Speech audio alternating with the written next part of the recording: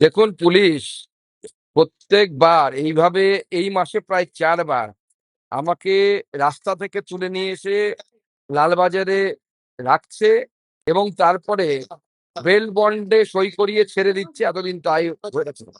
আমি আজকে সিদ্ধান্ত নিয়েছি, যেভাবে আমার আপনার বাড়ির ঘরের মেয়েদের যেভাবে ইজ্জত লুট হচ্ছে, যেভাবে তাদেরকে ধর্ষণ করা হচ্ছে, তার বিরুদ্ধে একটা জোরদার প্রতিবাদ হওয়া দরকার।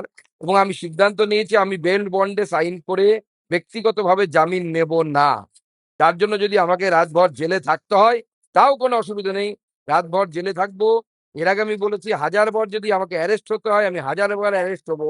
কিন্তু বাংলার মেয়েদের সম্মান নিয়ে, বাংলার মেয়েদের এইভাবে সম্মান, তাদের ইজ্জত নিয়ে এইভাবে ছিনিমিনি খেলা যাবে না। বাংলা হান্টের আরও খবর দেখতে নজর রাখুন। বাংলা খবর মানেই বাংলা হান্ট।